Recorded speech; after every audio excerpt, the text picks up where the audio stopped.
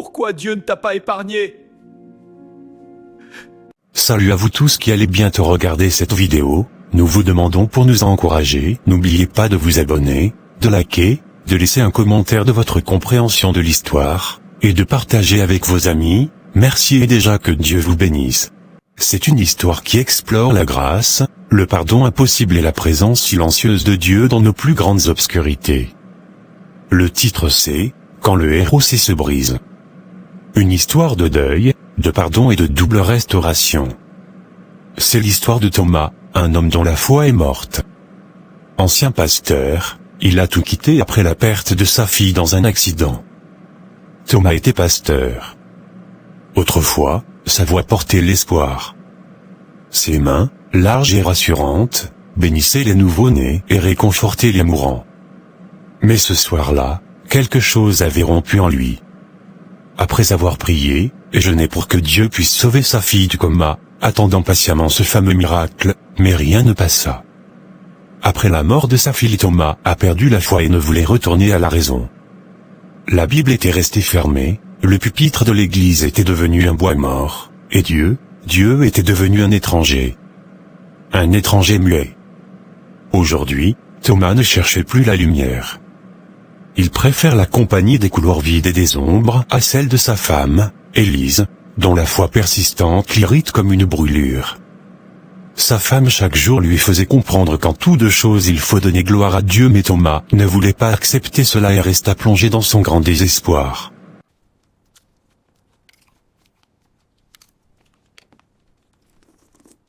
Hier Marc est passé à la maison dans l'après-midi. Thomas, tu n'étais pas encore levé. Je lui ai dit qu'à l'hôpital tu étais de garde et tu te reposes. Je travaille de nuit, Élise. Il le sait. Oui, il le sait. Mais il voulait que tu saches que la toiture de la petite église de Saint-Jude a encore fui. Les jeunes du groupe de louanges ont dû déplacer les bancs sous la nef. Ils demandaient si tu avais toujours les clés du vieux hangar pour stocker le matériel. Les clés sont dans le tiroir du buffet. Sous les factures. Qu'ils les prennent et qu'ils ne repassent plus pour ça. Je ne suis plus le gardien du temple, Élise. Je ne suis même plus le gardien de ma propre vie. Ce n'est pas une question de clés, et tu le sais. Marc s'inquiète. Je m'inquiète. Dimanche, cela fera 3 ans, Thomas. 3 ans que tu n'as pas franchi le seuil de l'église. 3 ans que tu n'as pas ouvert ta Bible. Et qu'est-ce que tu voudrais que j'y lise? Demandez et l'on vous donnera. Frappez et l'on vous ouvrira.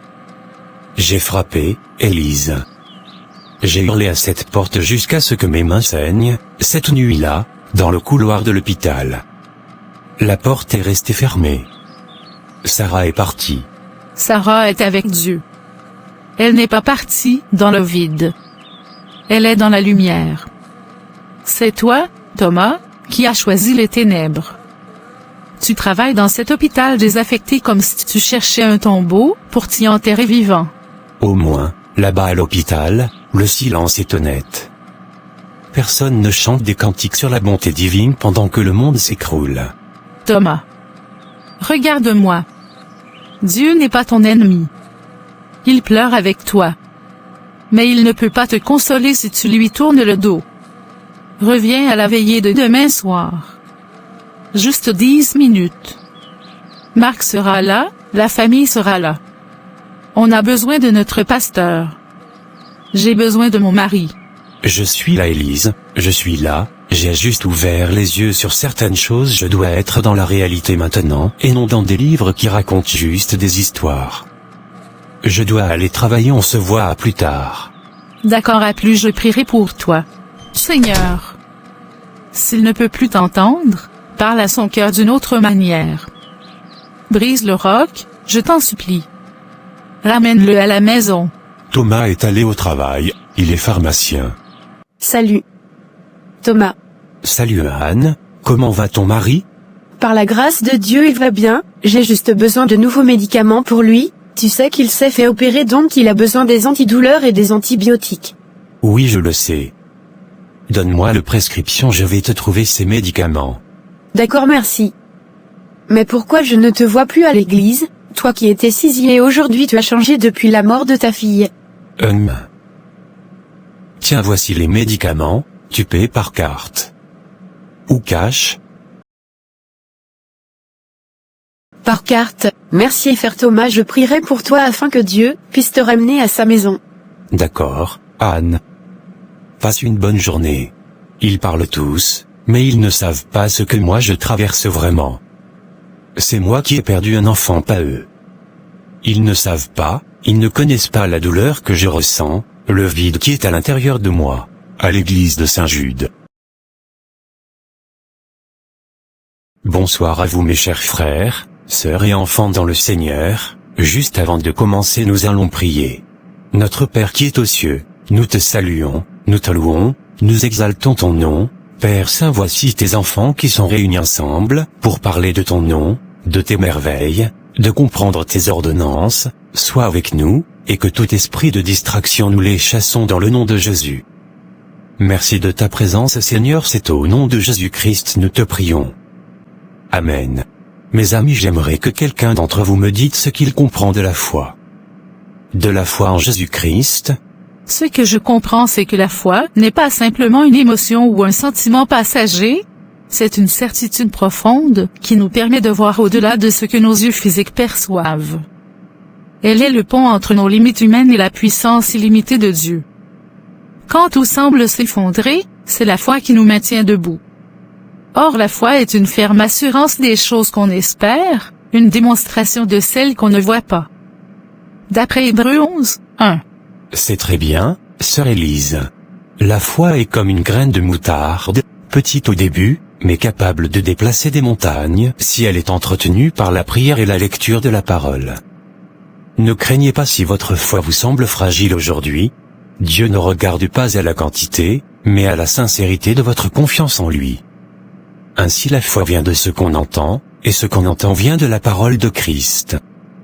Romains 10 verset 17, le passage de Romains 10 verset 17 nous révèle la mécanique céleste de la transformation intérieure. La foi n'est pas une production de la volonté humaine, ni le résultat d'un effort intellectuel. Elle est une réaction à une fréquence divine. L'importance de l'écouter dans un monde saturé de bruit, de critiques et de doutes, nos oreilles sont souvent encombrées. Le texte dit, la foi vient de ce qu'on entend. Cela signifie que ce que nous laissons entrer dans notre esprit, détermine ce qui grandit dans notre cœur. Si nous écoutons les tempêtes, nous aurons peur. Si nous écoutons la parole, nous aurons la foi. Toutefois qui ne prend pas racine dans la personne de Jésus-Christ est une simple pensée positive. La foi solide vient de la contemplation de son œuvre, de sa victoire sur la mort et de sa fidélité. Plus nous entendons parler de Christ, de son amour, de son sacrifice et de sa gloire, plus notre capacité à lui faire confiance augmente naturellement. Des questions? Que devons-nous faire pour ne pas perdre notre foi? Premièrement, identifiez vos sources. Quelles sont les voix que vous écoutez le plus durant votre journée? Médias, entourage, vos propres pensées négatives. Deuxièmement, exposez-vous à la fréquence de Dieu, créez des moments de silence. Et troisièmement, lisez la Bible à haute voix.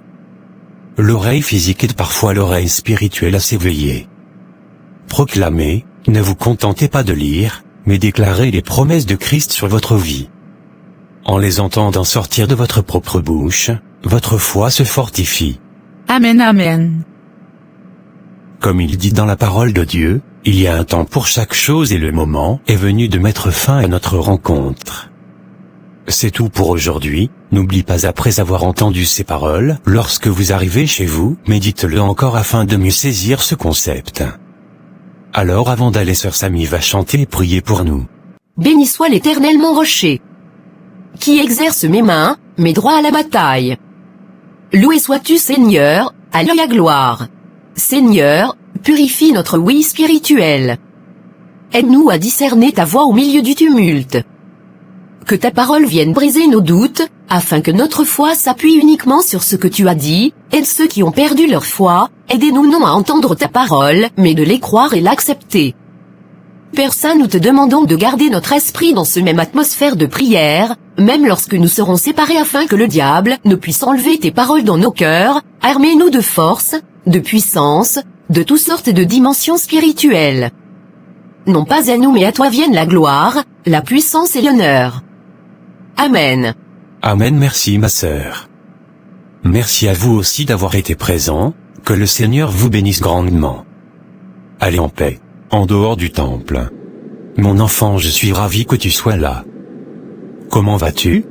Par la grâce de Dieu je dirai, je vais très bien mais par l'homme que je suis je te répondrai, que ça ne va pas pasteur. Je te comprends, car je vois dans ton regard plein de tristesse. Qu'as-tu? C'est à propos de mon mari, celui qui pour moi auparavant était ma force, mon appui, est devenu une autre personne en qui je ne peux puiser ma force. Mon enfant, ce que tu traverses aujourd'hui et demain tu en rien.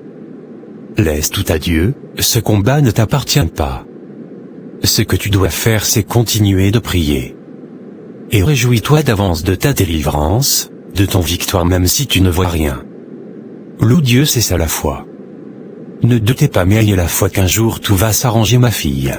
Merci pasteur, merci. De rien mon enfant, et n'oublie pas tu n'es pas seul. D'accord mon pasteur. Élise s'en alla chez elle. Le cœur léger car disait-elle sur le chemin de retour qu'elle avait trouvé un mot de réconfort. Ouh! Quelle journée chargée aujourd'hui, je suis exténué, arrivé à la maison après avoir fini de manger je ferai un très grande sieste. Thomas à la maison, après avoir fini de manger il va dans la chambre. Merci, pour la nourriture, c'était très bon. Je suis ravi de l'entendre. Il faut qu'on parle s'il te plaît. Si tu veux me parler du sujet de ce matin je ne suis pas d'humeur. Non, non. Je veux parler de nous. Qu'y a-t-il? Je me souviens de comment on était bien avant qu'on a perdu notre fille. Thomas, j'ai moi-même aussi perdu ma fille, que j'ai portée 9 mois, je ressens aussi toute la douleur de cette perte. Que veux-tu dire? C'est que j'essaie de dire c'est que j'ai besoin de mon mari, de mon tendre mari qui me chouchoutait, qui me comblait d'amour, qui m'appelait par des noms romantiques, j'ai besoin de toi. Je suis désolé d'avoir été si distinct avec toi, je t'aime de tout mon cœur chéri, tu es la seule raison de mon existence toujours sur cette terre, c'est juste que j'ai senti m'éloigner, et t'es le plus bon mais je te jure je vais changer cela. Je serai ravie chérie, et pourrais-tu aussi trouver un moyen de te rapprocher de Dieu encore? Ne gâche pas ce moment-là, c'est ma vie et ma décision, si tu veux que ça se passe bien entre nous ne me fais pas la morale sur ce sujet. D'accord chérie, pas de soucis, je t'aime mon amour. Je t'aime aussi, viens par ici.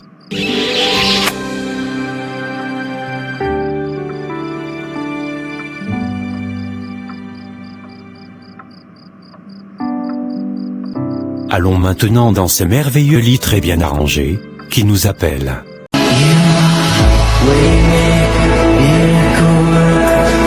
Le lendemain matin, Thomas ce jour n'est pas allé au travail puisqu'il est en congé aujourd'hui.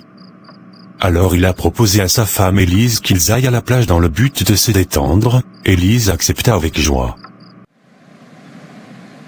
Chérie, viens surfer avec moi. Non chérie, j'ai peur. N'aie pas peur, je suis ton mari, je te protégerai toujours.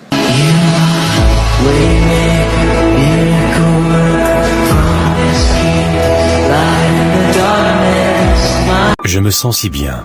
Moi de même, ça fait tellement longtemps, je suis dans la joie, merci chérie. Je suis contente de te voir heureuse comme ça mon amour.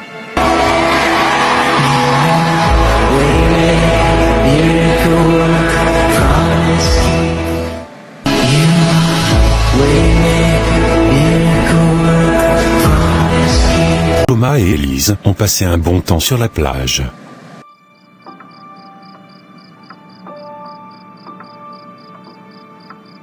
Merci mon amour, j'ai passé un très bon moment. Ravi de l'entendre mon amour, on en fera plusieurs. Je vais aller me rafraîchir et je te rejoins de suite.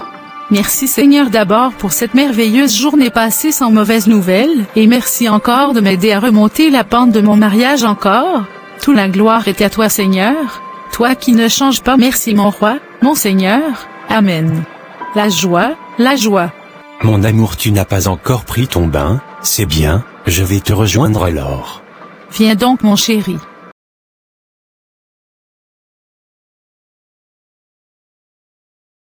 Lise était contente car peu à peu elle sentit qu'elle récupère son mari.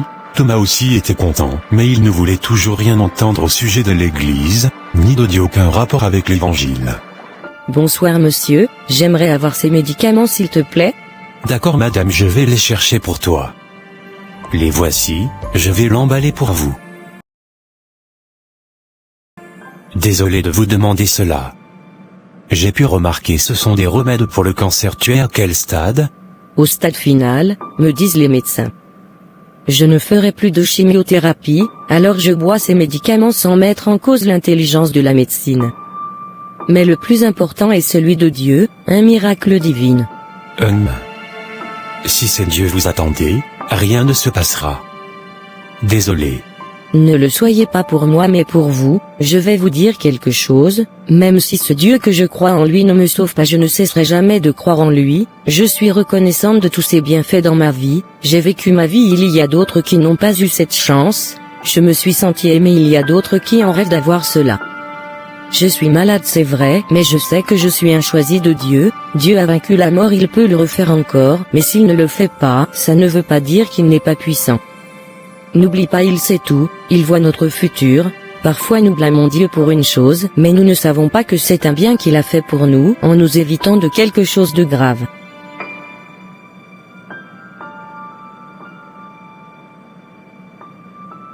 Mais pourquoi parlez-vous avec tant de sourire, tant de joie?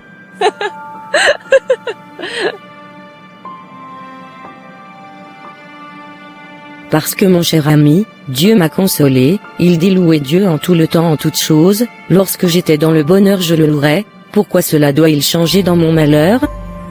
Lis l'histoire de Job dans la Bible et après tu comprendras d'où me vient cette espérance.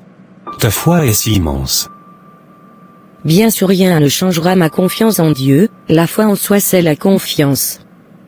Tiens voici ma carte. Samedi soir il aura une conférence sur un sujet très intéressant dont moi je serai celle qui le fera et on aura des témoignages vivants, et tu es invité à venir.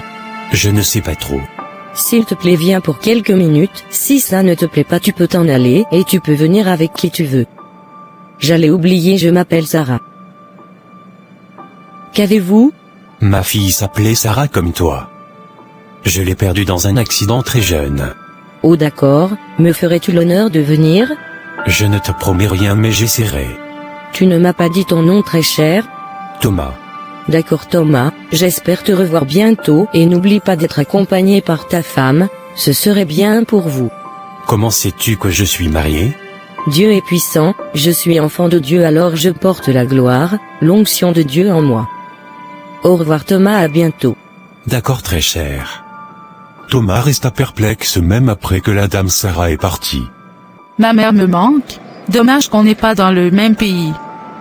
Maintenant je vais aller voir mon amie Elda, afin qu'on puisse barbader un peu, l'histoire de me détendre. Bonsoir à vous très cher, je veux me rendre dans cette adresse, quartier Dauphin dans le ruelle de la Gloire dans la 2e avenue. Quelques minutes après.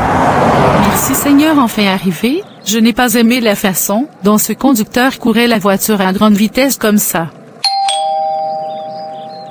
Elda c'est moi, Élise. Bienvenue chez moi mon ami, je suis ravi de te voir. Merci mon ami. Dis-moi comment vas-tu? Ça va avec la grâce de Dieu et toi? Dis-moi tout. Ça va. Et ton mari comment il va maintenant? De jour en jour ça s'améliore. Et toi dis-moi, tu n'as pas encore trouvé ton âme sœur? Bien sûr, nous allons bientôt nous marier, mais je suis un peu triste, car le mariage se fera en dehors de notre pays, je ne t'aurai pas pour m'accompagner. C'est triste mais je comprends, je serai avec toi en esprit.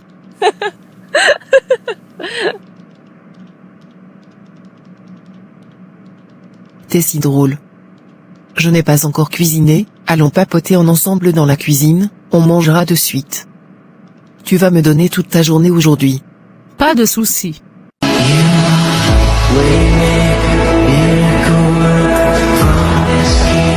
T'es une vraie cuisinière maintenant, je me rappelle longtemps, comment tu étais mauvais en cuisine. Je vais me marier, je dois prendre soin de mon mari-girl.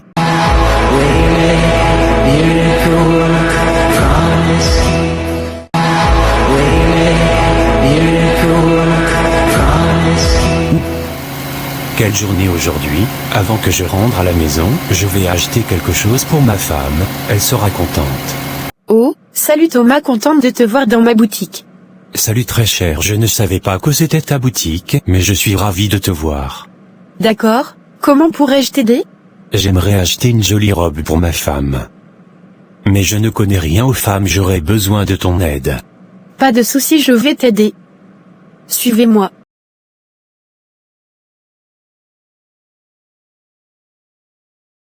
Thomas a acheté une belle robe pour Élise et des sandales aussi qui va avec.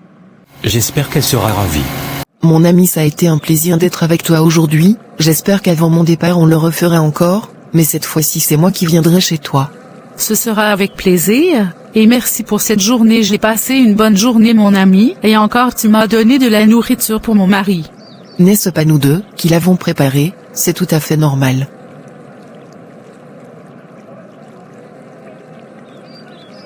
Bye, je t'écrirai lorsque je serai à la maison.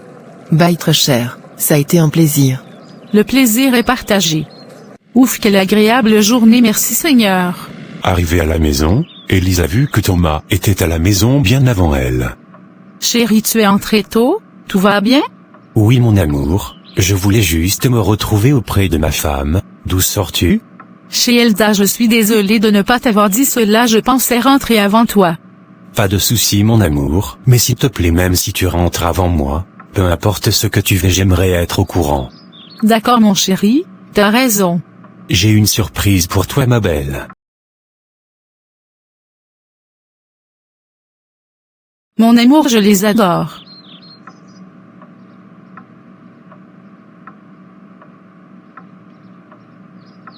Et ça c'est le début, j'ai encore d'autres surprises pour toi, mais ça viendra après. Je serai patiente et moi je te couvrirai d'amour. Après ils se sont raconté leur journée, Thomas lui a parlé de l'invitation de la dame aux pharmacies, il lui a dit comment malgré qu'elle était malade, elle était joyeuse et avait la foi en Dieu, et comment ça l'a bouleversée. Où suis-je? N'aie pas peur Thomas. Regarde-moi un instant, non pas avec tes yeux fatigués de pleurer, mais avec ce qu'il reste de ta paix intérieure. Je sais que le silence du ciel te semble assourdissant et que ton cœur, autrefois vibrant de certitude, s'est figé dans le froid du doute. Tu m'en veux, tu lui en veux. Tu avais tracé un chemin, une route droite que tu croyais être la seule possible pour ton bonheur. Et pourtant, cette route s'est brisée.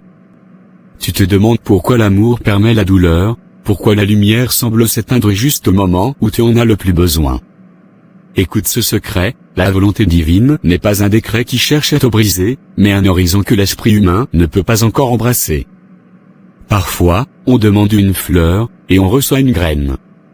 On demande la guérison, et on reçoit la force de traverser l'épreuve. Ce que tu appelles perdre la foi n'est peut-être que l'effondrement d'une image trop étroite, que tu te faisais de l'invisible. Dieu ne répond pas toujours à nos désirs, car nos désirs sont à la mesure de ce que nous connaissons, tandis que ses projets sont à la mesure de ce que nous sommes appelés à devenir. Ce vide que tu ressens n'est pas une fin, c'est un espace qui se creuse pour accueillir une vérité plus vaste, une paix qui ne dépend plus des circonstances, mais d'une présence silencieuse à tes côtés. Ne cherche pas à comprendre aujourd'hui. Contente-toi de respirer. Même si tu lâches sa main, lui ne lâchera jamais la tienne. Chérie, tout va bien? Thomas lui a raconté ce qui se venait de se passer, et il lui dit qu'il pense que Dieu essaie de lui dire quelque chose. Élise était contente d'entendre ces paroles. Le lendemain matin, Thomas qui se rendait au restaurant, pour acheter de la nourriture pour lui et sa femme car Élise ne se sentait pas trop bien pour préparer le petit déjeuner. Salut, pasteur, je suis surpris de vous voir. Peut-être que Dieu le voulait ainsi. Mais je suis ravi de te voir. Tu ne voulais voir personne, même moi tu as refusé de me voir. Je suis désolé pasteur pour cela, je voulais juste m'éloigner de tout, et je savais qu'en restant à tes côtés tu allais me dissuader, Alors, c'est ainsi. Je te comprends. Veux-tu prendre le café avec moi? D'accord. Oui, pas de problème. Ils ont passé leur commande, Thomas lui a parlé de ses fameux rêves, le pasteur lui a donné son avis sur le rêve et lui a aussi démontré que la vie chrétienne est un combat. Je comprends clairement ce que tu m'as dit, pasteur, je vais y réfléchir. D'accord, mon enfant. Mais n'oublie pas que personne ne peut comprendre Dieu. Servir Dieu, c'est abandonner notre humanité pour vivre pleinement pour Dieu, abandonner notre désir, notre vouloir pour vivre pour Dieu, et cela c'est le fondement de notre foi. Oui, pasteur, merci pour ces paroles. Je dois aller chercher ma femme, on va sortir, ça a été un plaisir. D'accord, mon enfant. Attends, Thomas, juste avant de partir, je sens cette parole qui n'arrête pas de me persister à l'esprit. Lorsque tu en perds un, Dieu a le pouvoir de multiplier ta bénédiction. Merci, pasteur, bye. Je sens que Dieu essaie de me montrer quelque chose. Seigneur, je sais que ça fait longtemps que je ne t'ai pas parlé, et je me sens timide et gêné, mais je sais que tu es un Dieu de miséricorde. La douleur de la perte de ma fille m'a éloigné de toi, je me suis un peu senti coupable et je t'ai aussi blâmé pour cela, et je suis désolé pour cela, Père. Je ne sais pas ce qui est en train de se transformer en moi, mais j'aimerais pas que ça s'arrête. Thomas, arrivé à la maison, se change pour aller dans la conférence que la dame Sarah l'avait invité. Chérie, je sais que je te l'ai dit, mais j'aimerais te le dire encore, tu es jolie. Merci mon amour, toi aussi, tu es si élégant. Bonsoir à vous tous. Je vous remercie d'être là avec moi aujourd'hui, et on a 2 personnes ici présentes qui m'ont fait part de leur présence, Thomas et sa femme Élise. Merci d'être là avec nous.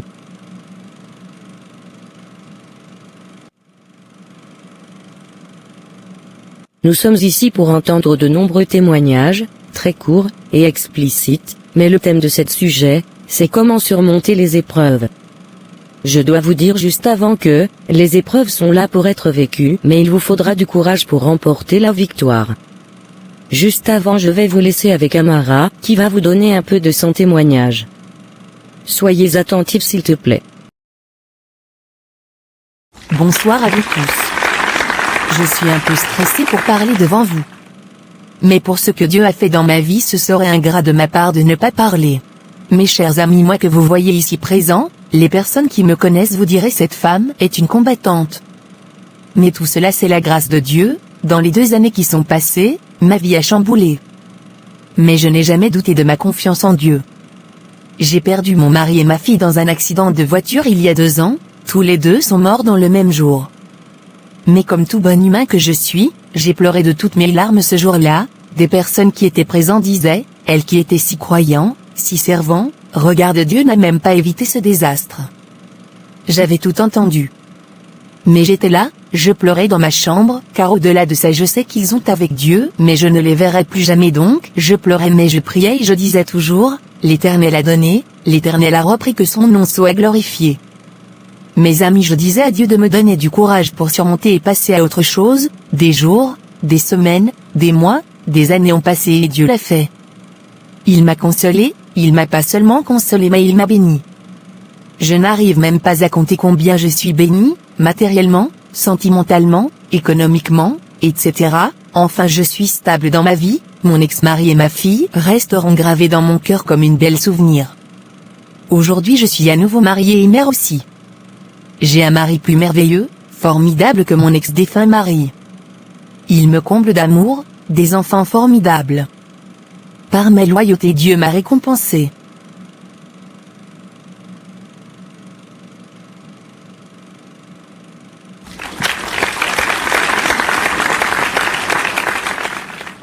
Merci Amara. Comment surmonter les épreuves, c'est notre sujet. Sur le plan humanitaire, surmonter les épreuves est un processus à la fois personnel et universel. Il n'y a pas de solution miracle, mais plutôt une combinaison de résilience psychologique et d'actions concrètes. Voici quelques piliers pour traverser les périodes difficiles. 1. Accepter l'émotion brute, vouloir rester fort à tout prix est souvent contre-productif. Légitimer la douleur, ressentir de la tristesse, de la colère ou de la peur est une réaction saine à une situation anormale.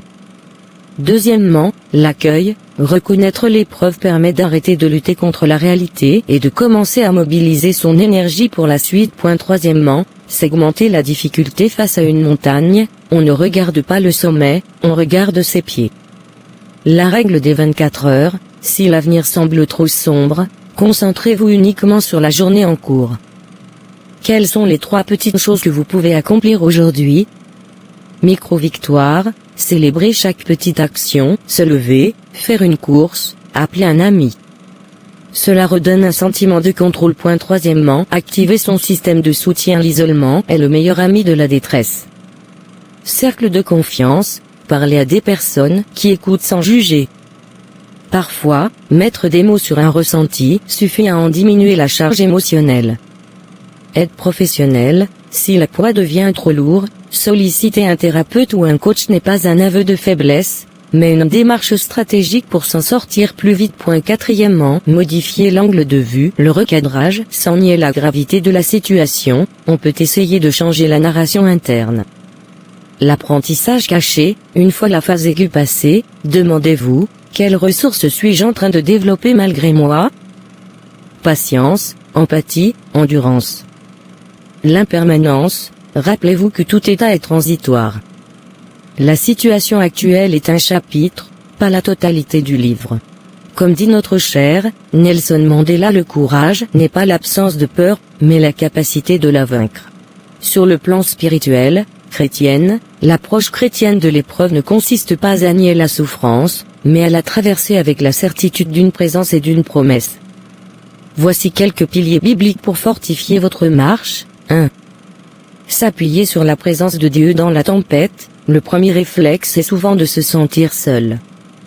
La Bible rappelle que Dieu est plus proche de nous dans la détresse que dans la facilité. Psaume 34 verset 18. Plus grand que l'Éternel est près de ceux qui ont le cœur brisé, et il sauve ceux qui ont l'esprit dans l'abattement. Ésaïe 41 verset 10. Plus grand que ne crains rien, car je suis avec toi. Ne promène pas des regards inquiets, car je suis ton Dieu. Je te fortifie, je viens à ton secours. Deuxièmement, puiser une force qui ne vient pas de soi. Surmonter l'épreuve ne repose pas sur votre propre volonté, mais sur la grâce que Dieu renouvelle chaque jour. 2 Corinthiens 12 verset 9. Plus grand que ma grâce te suffit, car ma puissance s'accomplit dans la faiblesse. Philippiens 4 verset 13. Plus grand que je puis tout par celui qui me fortifie. Troisièmement, garder une perspective d'espérance. L'épreuve est vue comme un processus de transformation, le feu qui affine l'or, plutôt que comme une fin en soi. Romains 8 verset 28. Plus grand que nous savons, du reste, que toute chose concourt au bien de ceux qui aiment Dieu. Jacques 1 verset 2-3. Plus grand que mes frères, regardez comme un sujet de joie, complète les diverses épreuves auxquelles vous pouvez être exposés, sachant que l'épreuve de votre foi produit la patience. Quatrièmement, déposez le fardeau, par la prière. La prière est l'outil pratique, pour transférer votre anxiété vers Dieu. 1 Pierre 5 verset 7, plus grand que déchargez-vous sur lui de tous vos soucis, car lui-même prend soin de vous. Philippiens 4 verset 6-7, plus grand que ne vous inquiétez de rien, mais en toute chose faites connaître vos besoins à Dieu par des prières et des supplications. Et la paix de Dieu, qui surpasse toute intelligence, gardera vos cœurs et vos pensées en Jésus-Christ. En résumé, l'attitude du chrétien, prier, parler à Dieu en toute honnêteté, comme dans les psaumes. Se nourrir des promesses, pour contrer les pensées de découragement. S'entourer, ne pas rester isolé. Le corps du Christ, l'Église, est là pour porter les fardeaux les uns des autres. Galates 6 verset 2. Mes chers amis, chaque jour en allant à l'hôpital j'ai pu remarquer des gens qui souffrent vraiment, qui meurent devant moi et moi je suis encore en vie, c'est une grâce, et bientôt je vais aller faire mes derniers examens, si c'est bien je louerai Dieu, et si c'est mal je le louerai toujours. Thomas, veux-tu dire quelque chose? Si oui, on est à l'écoute. Mes chers amis, il y a quelques années j'ai maudit Dieu. J'avais une petite fille nommée Sarah. Un jour elle est morte dans un accident de voiture en revenant de l'école. Arrivé à l'hôpital je pleurais et priais Dieu de ne pas la prendre. Je chérissais Sarah, et je l'adorais car le docteur avait dit que la femme ne pourrait pas avoir d'autres enfants après Sarah, donc ma fille Sarah était devenue comme une idole pour moi. À sa mort j'ai été détruit, J'ai éloigné tout le monde de moi, même ma femme a subi de cela. J'avais tout oublié, les enseignements, ma foi, le courage que j'ai donné aux gens, tout oublié, mais peu de temps avant ma venue ici, des choses se sont passées, j'ai senti que Dieu me parlait, j'ai commencé à ressentir quelque chose qui s'allume en moi. Et en vous écoutant, j'ai pu comprendre que j'ai été injuste et j'ai peur de m'approcher de Dieu en lui demandant pardon. Ne pleurez pas Thomas, Dieu est miséricordieux, lent à la colère et riche en bonté, il dit peu importe votre péché, approchez-vous de moi, venez à moi. Prions ensemble mes amis. Fin du conférence. Je suis fier de toi mon chéri. C'était très émouvant ce que tu as dit, je sens que le ciel est en joie. Un des moutons qui était égaré est de retour, je suis en joie.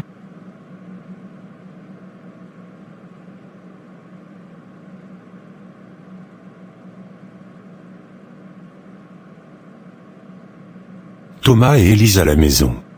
Ouh. Chérie, n'oublie pas, demain il faut que je me rende chez le docteur, je dois faire un check-up, je me sens pas normal. J'irai avec toi chérie, t'inquiète. Maintenant allons dormir. Il guérira ceux qui ont le cœur brisé, et il pansera leurs plaies. Psaume 147 verset 3, Dieu aide-moi Père, je reconnais d'avoir agi en lâche, d'avoir pas même le ressourcé dans tes paroles. Père, me voici, ici présent je me sens vide, désarmé. Père, aide-moi à rejoindre ma foi, aide-moi à remonter la pente s'il te plaît, je te prie au nom de Jésus à moi.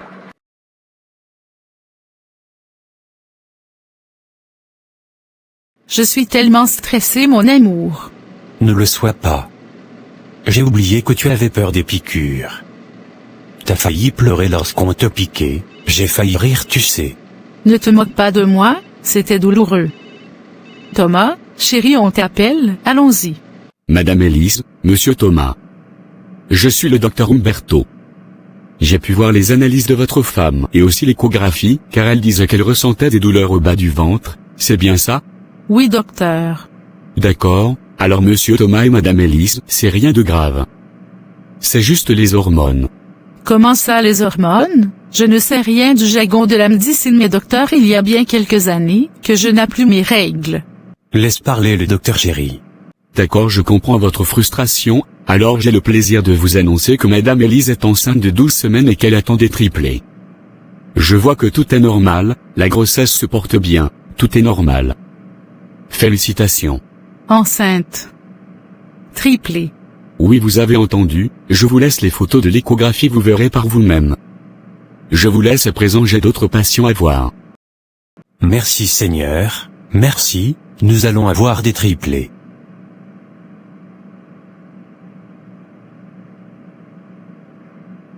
Je suis surpris et contente. Dieu a triplé notre bénédiction mon chéri. Amen, amen, allons acheter des médicaments, désormais la seule chose que tu feras, c'est de lever une cuillère pour manger après, rien d'autre.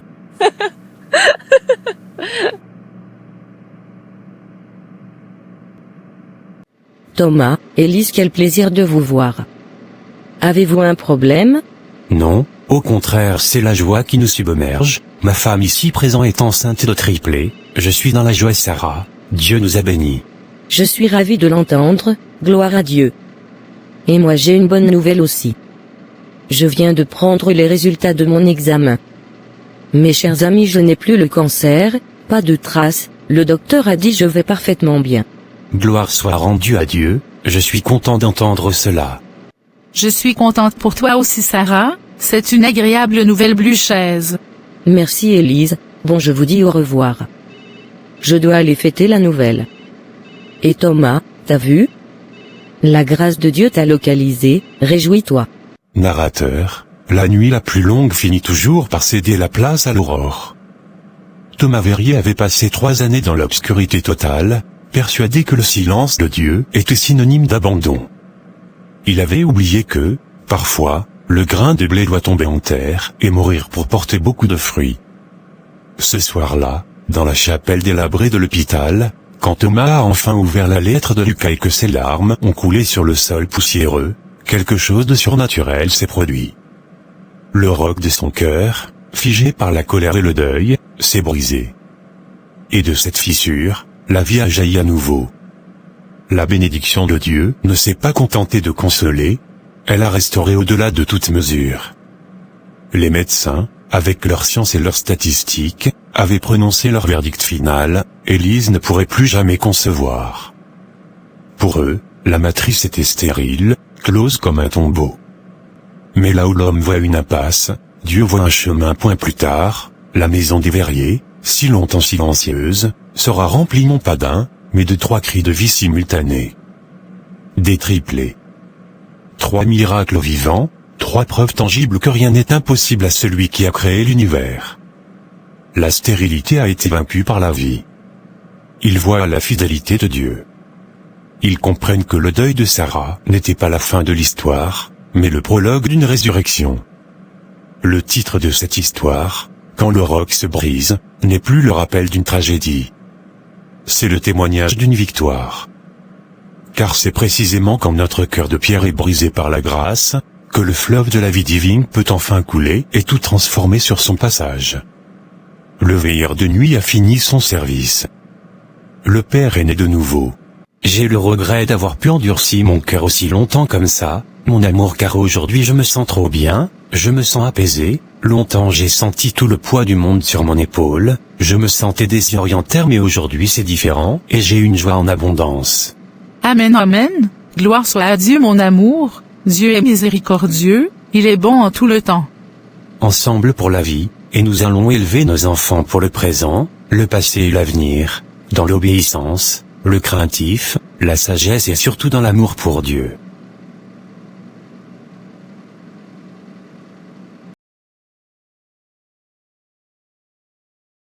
Merci à vous d'avoir regardé cette vidéo. Juste avant de partir, nous voulions prier pour vous, et n'oubliez pas de vous abonner, de laisser un commentaire, afin que YouTube partage notre vidéo. D'autres personnes ont besoin de savoir qu'ils ne sont pas seuls dans leurs épreuves, ils doivent juste garder la foi et de laquer. Merci. Prions maintenant. Seigneur éternel, Dieu de toute consolation, nous te rendons grâce pour cette histoire, qui est l'écho de tant de nos propres combats.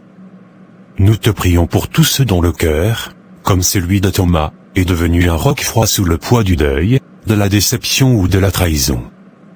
Père, nous savons que ton amour est plus fort que nos forteresses. Nous te demandons, par ta grâce souveraine, de briser ces pierres qui nous étouffent. Fais jaillir l'eau vive du pardon là où il n'y a que rancœur. Fais germer l'espérance là où règne le désespoir.